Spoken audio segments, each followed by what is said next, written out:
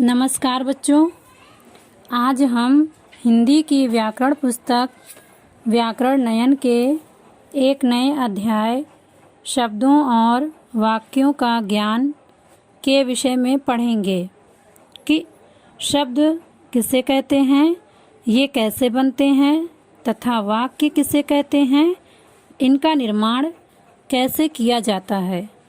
तो आइए हम सबसे पहले ये जानते हैं कि शब्द किसे कहते हैं। जब दो या दो से अधिक वर्ण सार्थक क्रम में जुड़े हों, सार्थक क्रम का अर्थ है जिसका कोई अर्थ निकले सही से। जब हम दो या दो से अधिक वर्ण को सार्थक क्रम में जोड़ते हैं तो उसे शब्द कहते हैं। जैसे ला वर्ण है, ड़ा भी वर्ण है और की भी वर्ण है। तो जब हम ला, ड़ा, की को सार्थक क्रम में लिखते हैं तो हमारा शब्द बन जाता है लड़की। परंतु जब हम इन्हीं वर्णों को गलत तरीके से लिखते हैं, जैसे की, ल, ड़ा, देखिए आपका वर्ण तो वही है लेकिन ये सार्थक क्रम में नहीं लिखा गया है। तो क्या शब्द बना? कीलड़, जिसका कोई अर्थ ही नहीं बना। इसे हम शब्द में नहीं रख सकते हैं। तो जब हम किसी भी वर्ण को सार्थक क्रम में रखते हैं, सार्थक क्रम में लगाकर लिखते हैं तो हमारा एक सार्थक शब्द बन जाता है।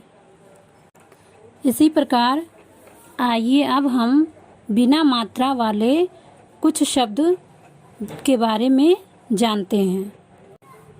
जैसे फा, ला, फल, का, पा, कप, का, मा, ला, कमल, शा, ला, गा, मा, शलगम। तो आइए अब हम मात्रा वाले कुछ शब्दों के बारे में जानते हैं। जैसे है गाजर, अचार, गिटार, ककड़ी। आइए अब हम वाक्य के बारे में जानते हैं। जिस प्रकार वर्ण का सार्थक